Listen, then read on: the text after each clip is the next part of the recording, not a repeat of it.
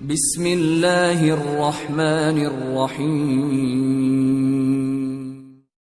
پھر 1185 ہجری یعنی 1774 عیسوی کی ایک مبارک رات کو شہزادہ ٹیپو کے دو عقد ہوئے۔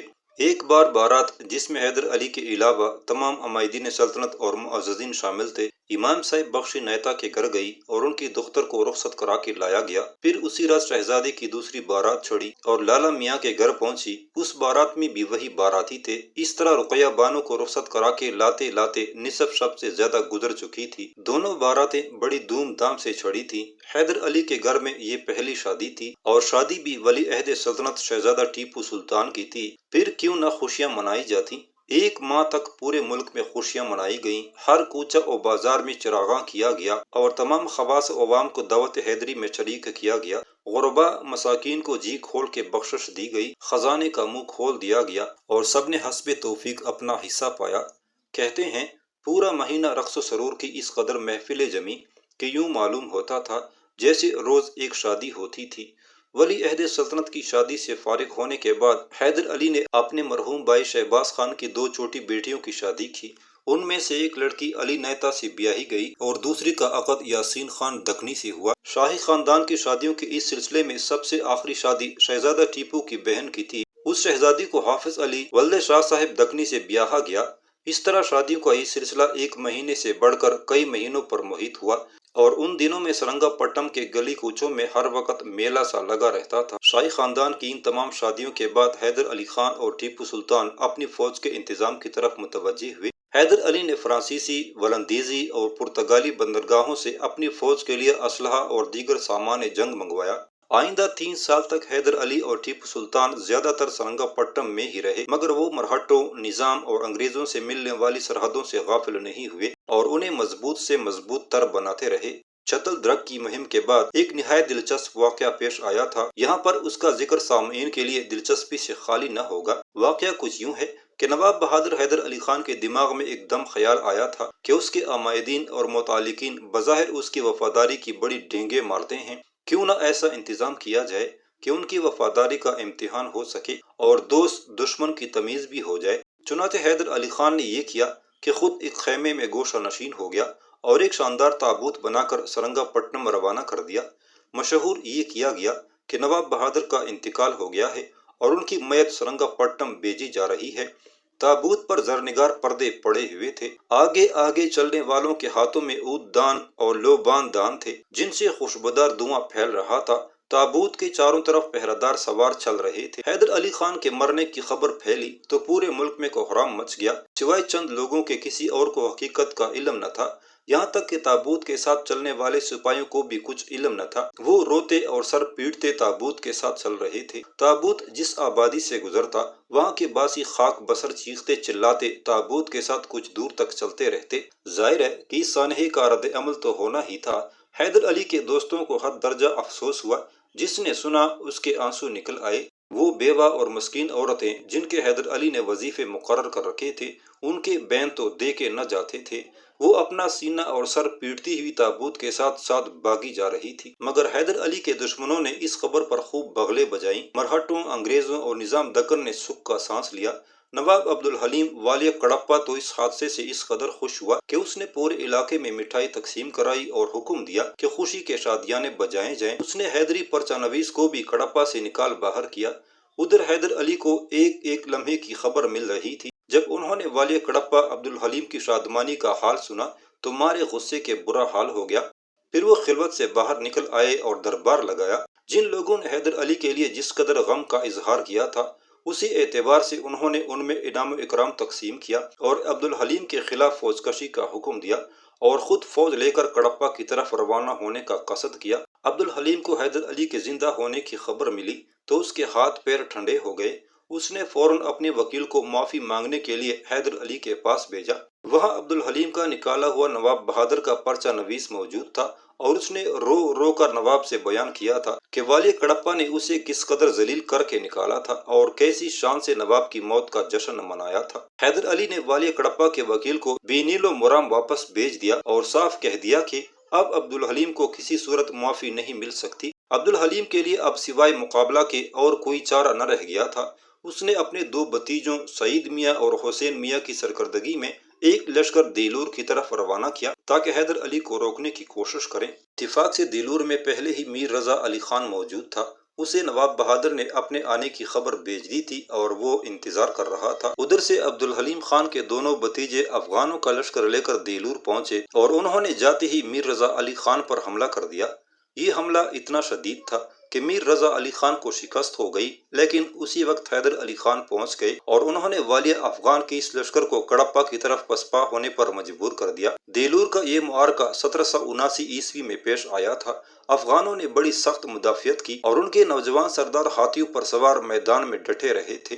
صبح سے دوپہر ہو گئی۔ جب حیدر علی خان نے دیکھا کہ وہ ہتھیار نہیں ڈالتے تو انہوں نے ان پر ایسی گولہ باری کرائی کہ ان کی ایک نہ چلی اور ہتھیار ڈالتی ہی بنی۔ سعید میاں اور حسین میاں کو گرفتار کر لیا گیا۔ وہاں سے حیدری لشکر کڑپہ پہنچا اور ایک ہی حملے میں قلعہ کڑپہ فتح ہو گیا۔ نواب عبدالحلیم اور اس کے بھتیجوں سعید میاں اور حسین میاں کو حویلی میں قید کر دیا گیا۔ حیدر علی نے حکم دیا کہ تمام افغان اپنے ہتھیار حیدری فوج کے حوالے کر دیں۔ اس حکم پر بعض افغانوں نے ہتھیار ڈالنے سے انکار کر دیا۔ جھگڑا بڑھ گیا۔ رات کا وقت تھا اور حیدر علی خان میدان میں ایک خیمے میں آرام کر رہے تھے۔ ایک افغان جھگڑتا ہوا حیدر علی کے خیمے کی طرف پہنچ گیا اور ننگی تلوار لیے خیمے کے اندر داخل ہو گیا۔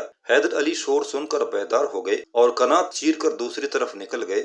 بوکلائے ہوا افغان حیدر علی خان کے تکیے پر تلوار مارنے لگا۔ اسی وقت ایک حیدری لشکری نے اندر آ کر اس کا خاتمہ کر دیا۔ رات کی اس افراتفری میں عبدالحلیم خان کو موقع مل گیا اور وہ سدو کھوٹ بھاگ جانے میں کامیاب ہو گیا۔ صبح کو جب عبدالحلیم خان کے فرار ہو جانے کی اطلاع حیدر علی کو دی گئی تو انہوں نے اسی وقت ایک دستہ کنجی کوٹ روانہ کیا اور خود افغانوں کے قتل عام کا حکم دے کر سدو کوٹ چل پڑے۔ وہاں پہنچ کے قلعے کا محاصرہ کر لیا۔ میر رضا علی خان فوجی دستے کے ساتھ کنجی کوٹ پہنچا اور اس نے کنجی کوٹ کو فتح کر لیا۔ سدو کوٹ کا یہ انجام ہوا کہ نواب عبدالحلیم نے اپنے وکیل محمد غیاث کو نواب بہادر حیدر علی خان کے پاس بھیجا۔ نواب بہادر محمد غیاث نے والی میسور کے حضور بڑے ادب سے عرض کیا، میرے آقا نواب عبدالحلیم خان نے مجھے حکم دیا ہے کہ میں شاہ میسور سے ان کی طرف سے 10 بستہ معافی کا خواستگار ہوں۔ انہیں امید ہے کہ آپ اپنے الطاف خسروانہ کے تحت انہیں معاف فرمائیں گے۔ ہرگز نہیں، نواب بہادر نے غصے سے جواب دیا۔ عبدالحلیم خان کی یہ پہلی غلطی نہیں، وہ اس سے پہلے بھی مرہٹوں کی حمایت میں ہمارے خلاف تلوار اٹھا چکا ہے۔ انہیں اپنی غلطی کا احساس ہے۔ عالی مرتبت شاہ میسور محمد غیاث نے بڑے مہذب طریقے سے اپنے آقا کی وکالت کی۔ انہی غلطیوں کا نتیجہ ہے کہ آج وہ ذلیل و خوار ہو کے آپ کے سامنے 10 بستہ معافی نامہ پیش کر رہے ہیں۔ شاہ معظم کو اپنی عظمت کا اظہار کرتے ہوئے انہیں معاف کر دینا چاہیے۔ آخر حیدر علی نے مشروط معافی پر اظہار رضامندی کیا۔ محمد غیاث، ہم تمہاری وکالت سے خوش ہوئے۔ تمہارے آقا کو ہم معافی دے سکتے ہیں مگر ایک شرط پر۔ وہ کیا شرط ہے بادشاہ؟ محمد غیاث نے جلدی سے پوچھا۔ حیدر علی نے شرط بیان کی۔ شرط یہ ہے کہ عبدالحلیم کے ساتھ قلعے کے اندر جتنے افغان سپاہی ہیں ان سب کو باہر نکال دیں، اس صورت میں ہم اسے معاف کر دیں گے۔ محمد غیاث سلام کر کے واپس چلا گیا۔ عبدالحلیم خان سے شرط بیان کی۔ اس نے اپنی اور اپنے اہل و عیال کی جانوں پر تمام افغان سپاہیوں کو قربان کر دیا۔ اس نے حکم دیا کہ تمام افغان سپاہی قلعے سے نکل جائیں۔ سپاہی قلعے سے باہر نکلے اور قتل کر دیے گئے۔ اس وقت کماندار تیر کی طرح عبدالحلیم خان کے دیوان خانے میں پہنچا اور اسے پالکی میں بیٹھنے کا حکم دیا۔ عبدالحلیم خان پالکی میں بیٹھ گیا۔ پھر اس کے حرم کی خواتین اور دیگر معتلقین کو بھی گرفتار کر لیا گیا اور انہیں شہر گنجا میں قید کر دیا گیا۔ عبدالحلیم خان اور اس کے اہل خانہ کے لیے حیدر علی نے ایک معقول رقم وظیفے کے طور پر مقرر کر دی۔ کچھ عرصہ بعد اس قید میں نواب عبدالحلیم خان کا انتقال ہو گیا۔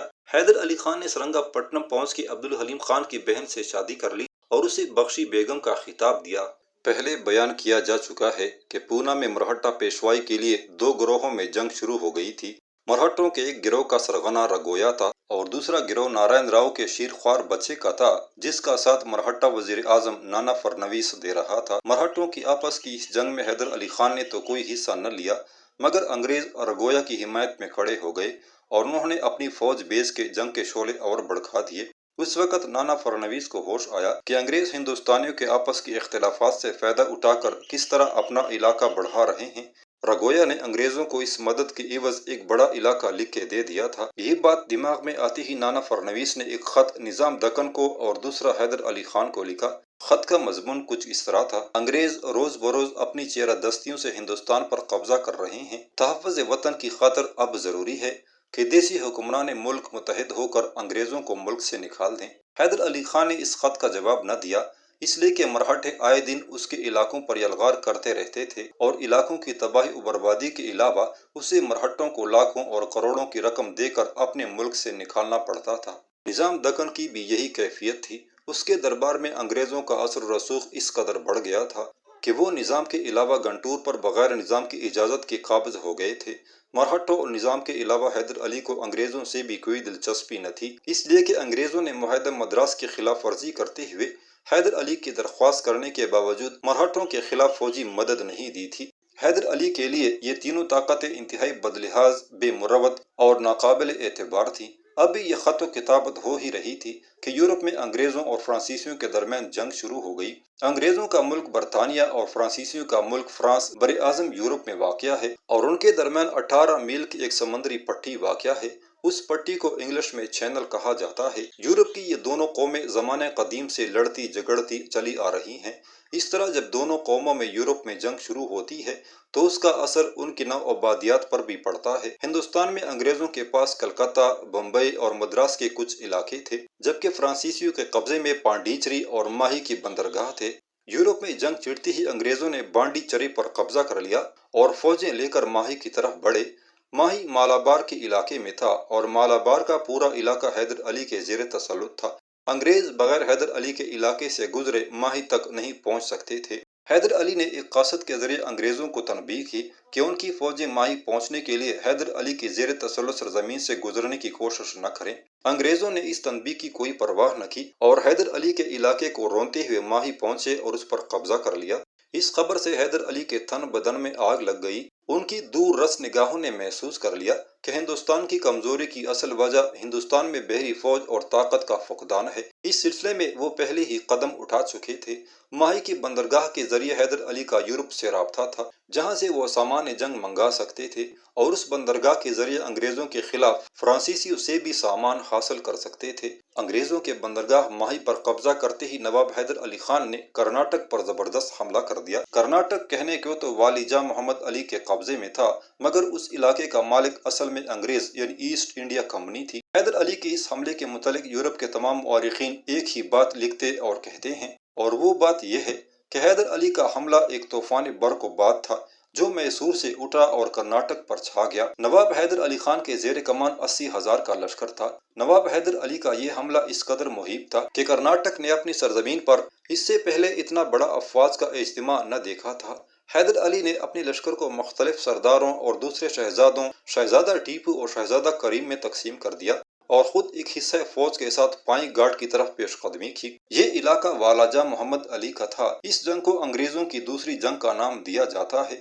اس کا آغاز جولائی 1781 میں ہوا اور یہ 2 سال تک جاری رہی۔ شہزادہ ٹیپو نے پائیں گاٹ سے نکل کے قلعہ ارنی کا محاصرہ کر لیا، پھر اس محاصرے پر بدرالزمان کو مامور کر کے خود سمری کی طرف بڑھا اور قلعہ کا محاصرہ کر لیا۔ حملات حیدری کا مصنف اس حملہ کے بارے میں لکھتا ہے: والاہ جاہ کے قلعہ دار نے شہزادے ٹیپو کے حضور خود آ کے عرض کیا، شہزادہ بہادر، میں قلعے کی حفاظت کرنے کو تیار ہوں، مگر قلعہ میں کثرت سے اہل سادات آباد ہیں اور سادات خواتین آپ کی گولہ باری سے بہت زیادہ خوفزدہ ہیں، اس لیے گولہ باری موقوف کر کے آپ قلعے کا قبضہ لے لیجئے۔ شہزادہ ٹیپو کو قلعہ دار حسین علی کے اس فضول جواز پر ہنسی آ گئی۔ اس نے قلعہ دار کو کوئی جواب نہ دیا، البتہ اس سے قلعہ کی چابیاں لے کر سیدی امام کے سپرد کر دیں۔ سابق قلعہ دار وہاں سے رخصت ہو کر اندرون ملک چلا گیا۔ فتح ارنی کے بعد تروکور، کھلوا اور کاویری پٹن معمولی لڑائیوں کے بعد قبضے میں آ گئے۔ شہزادہ کریم نے بندرگاہ محمود بندر پر حملہ کیا اور چند دنوں کی جنگ کے بعد اس پر حیدری پرچم لہرا دیا۔ نواب بہادر اپنے لشکر کے ساتھ چھنگما گھاٹ سے نکل کے کرناٹک کے صدر مقام ارکاٹ پہنچے۔ راستے میں چھوٹے چھوٹے قلعوں پر معمولی سی مزاحمت ہوئی اور بس۔ اب نواب بہادر کی فوج کنجی ورم کے نواح میں پہنچ چکی تھی اور ان کے ہراول دستے انگریزوں کے مرکز مدراس کے قریب پہنچے ہوئے تھے۔ انگریزوں نے ارکاٹ کو بچانے کے لیے 2 لشکر مدراس سے روانہ کیے۔ ان میں سے ایک لشکر کا کمانڈر سر آئر کوٹے تھا اور دوسری فوج کرنل بیلی کے زیر کمان تھی۔ کرنل بیلی نظام دکن کے علاقہ گنٹور کا انگریزوں کی طرف سے حکمران تھا۔ نواب بہادر کو ان لشکروں کی آمد کی خبر ملی تو وہ ارکاٹ کے محاصرے پر ایک دستہ فوج چھوڑ کے باقی لشکر کے ساتھ کنچی آ گئے۔ یہاں سے انہوں نے شہزادہ ٹیپو کو حکم بھیجا کہ وہ پولی لور پہنچ کے کیمپ لگائے اور دونوں لشکروں کو آپس میں ملنے سے باز رکھے۔ کرنل سر ایئر کوٹے اپنے لشکر کے ساتھ پولی لور پہنچا اور وہاں سے 2 میل آگے ندی کے کنارے اپنا کیمپ لگا لیا۔ دوسری طرف کرنل بیلی بھی پولی لور آیا تو وہاں اس کے شہزادہ ٹیپو سے جنگ شروع ہو گئی۔ جنگ کو چند ہی گھنٹے گزرے تھے کہ نواب حیدر علی خان نے ایک دستے کے ساتھ کرنل بیلی پر دوسری جانب سے حملہ کر دیا۔ حیدر علی کے اس حملہ سے کرنل بیلی کی فوج جیسے چکی کے 2 پاٹوں کے درمیان آ گئی۔ ایک طرف سے شہزادہ ٹیپو اور دوسری طرف سے حیدر علی نے انگریزوں کو مارنا شروع کیا۔ کرنل بیلی نے گھبرا کر ایک باغ میں پناہ لے لی مگر حیدر علی نے باغ پر گولہ باری شروع کرا دی جس سے پورا باغ دھوئیں سے بھر گیا۔ اب حیدر علی نے اپنے سواروں کو باغ میں داخل ہونے کا حکم دیا۔ حیدری فوج کے سواروں نے باغ میں داخل ہو کر انگریز فوج پر اس قدر زبردست حملہ کیا کہ انگریز گاجر مولی کی طرح کٹنے لگے، یہاں تک کہ فوج نے ہتھیار ڈال دیے۔ حیدری سواروں نے انگریز لشکریوں کو بھی گرفتار کیا اور ان کے سالار کرنل بیلی کو بھی اسیر کر لیا۔ اس جنگ میں 4500 فرنگی سپاہی مارے گئے۔ کرنل فلیچر بھی اس جنگ میں مارا گیا۔ کرنل بیلی اور کپتان ہیرڈ باقی ماندہ فوج کے ساتھ گرفتار ہوئے۔ جس وقت کرنل بیلی کی شکست کی خبر سر ایئر کوٹے کو ملی تو وہ اپنی بڑی بڑی توپیں دریا میں پھینک کر مدراس فرار ہو گیا۔ جنوبی بھارت کے نقشے پر نظر ڈالی جائے تو معلوم ہوگا کہ مرہٹوں کی پونا کی سلطنت اور نظام دکن کی حکومت کے علاوہ جنوبی ہند کا تمام علاقہ سلطنت خداداد میسور میں شامل ہو گیا تھا۔ نواب حیدر علی خان نے گزشتہ 19 سال میں میسور کی ایک چھوٹی سی ریاست کو ایک عظیم سلطنت میں تبدیل کر دیا تھا۔ اس سلطنت کے قیام میں حیدر علی خان کے علاوہ اس کے جوان سال بیٹے شہزادہ ٹیپو کا بھی پورا ہاتھ تھا۔ یہ ساری ترقی حیدر علی اور ان کے شیر دل فرزند شہزادہ ٹیپو کے زور بازو اور دور اندیشی کا نتیجہ تھا۔ وہ سینکڑوں پالیگار جو حکومت کی فتح و شکست کے ساتھ ہی اپنی وفاداریاں تبدیل کر لیتے تھے اب پوری طرح مطیع ہو چکے تھے۔ حیدر علی نے بڑے بڑے کچ کلاہوں کے سر نیچے کر دیے تھے اور انہیں گھٹنے ٹیکنے پر مجبور کر دیا تھا۔ نواب بہادر نے انہیں صرف بزور شمشیر ہی مطیع نہیں کیا تھا بلکہ بعض سرکشوں کو الفت اور قرابت کے رشتے میں جوڑ کر بھی اپنا بنا لیا تھا۔ سعد نور کا حاکم عبدالحلیم خان، یاد رہے یہ والی کڑپہ عبدالحلیم خان نہیں ہے، کبھی کبھی بغاوت پر آمادہ ہو جاتا تھا۔ حیدر علی نے اسے قرابت کی مار ماری، یعنی اپنے دوسرے بیٹے شہزادہ کریم صاحب کی شادی عبدالحلیم خان حاکم سعد نور کی صاحبزادی سے کر دی۔ یہی نہیں بلکہ اپنی بیٹی کو عبدالحلیم خان کے بیٹے عبدالخیر خان سے بیاہ دیا۔ شہزادہ ٹیپو اب تک ہر معرکے میں حیدر علی خان کے ساتھ رہا تھا اور اس نے شجاعت اور اولو العزمی کے ایسے جوہر دکھائے تھے کہ معاملات جنگ ہوں یا صلح کی گفتگو، انتظام سلطنت ہو یا عوام کی فلاح و بہبود کے منصوبے، ہر معاملے میں حیدر علی شہزادہ ٹیپو کی رائے اور شرکت مقدم رکھتے تھے۔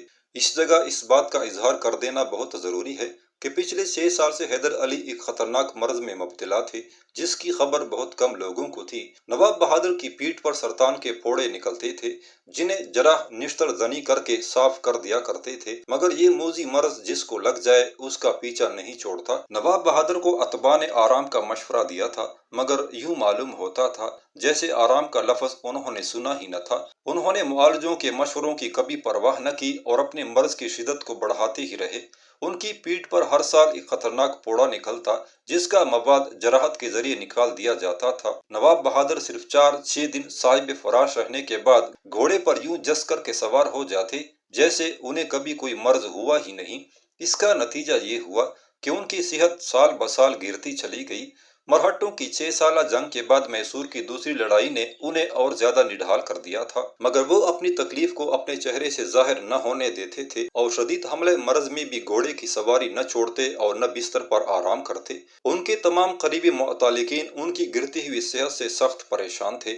وہ مختلف انداز سے نواب بہادر کو اس مرض کی ہلاکت خیزیوں سے آگاہ کرنے کی کوشش کرتے مگر نواب بہادر اس کان سے سنتے اور اس کان سے اڑا دیتے۔ شہزادہ ٹیپو ہر معرکے میں اپنے باپ کے دوش بدوش رہتا تھا۔ اس کی تلوار دشمنوں کے لیے موت کا پیغام ثابت ہوتی تھی۔ یہی وجہ تھی کہ یہ نوجوان سپہ سالار دن بدن اپنی فوج میں مقبول ہو رہا تھا۔ چھاپا مار جنگ میں تو اس کی مہارت ضرب المثل بن گئی تھی اور اسی وجہ سے وہ حیدر علی کی نظروں کے ساتھ ساتھ فوج میں بھی ہر دل عزیز ہوتا جا رہا تھا۔ سب جانتے تھے کہ اس خونخوار شہزادے کو آگے چل کر انتظام سلطنت سنبھالنا تھا۔ یہی وجہ تھی کہ سیاستدان اس کی خوبیوں کو دیکھتے ہوئے اس کے روشن اور تابناک مستقبل کی پیشن گوئیاں کرتے تھے۔ پھولی لور کی فتح ٹیپو کا ایک شاندار کارنامہ تھا۔ اس فتح کو وہ کبھی نہیں بھولا۔ اس جنگ کی یادگار کے طور پر شہزادے نے دریا دولت باغ میں تصاویر بنوائیں جن میں اس جنگ کے پورے واقعات دکھائے گئے تھے۔ اس واقعہ کے بعد ٹیپو کا نام انگریزوں میں لرزہ پیدا کر دیتا تھا۔ انہوں نے شہزادے کے بارے میں بہت سے من گھڑت قصے تراشے۔ اسے ظالم اور جابر کہا گیا، بلکہ لغت میں برائی کے جتنے الفاظ تھے وہ سب شہزادے ٹیپو کے لیے استعمال کیے گئے۔ دامل کے مقام پر حیدر علی کے سامنے انگریز قیدی لائے گئے۔ ان قیدیوں میں جنرل بیدی بھی تھا۔ قیدیوں کے ساتھ انگریزوں کے کٹے ہوئے سر بھی تھے، مگر ان میں کرنل فلیچر کا سر نہ تھا۔ فلیچر کے سر کی تلاش میں لوگوں کو لگایا گیا۔ تلاشی بسیار کے بعد فلیچر کا سر بھی دستیاب ہو گیا۔ حیدر علی نے ان قیدیوں کو شہزادہ ٹیپو کے سپرد کر دیا۔ شہزادہ ٹیپو نے انگریز قیدیوں کے ساتھ نہایت شریفانہ برتاؤ کیا اور ان کی بڑی خاطر تواضع کی۔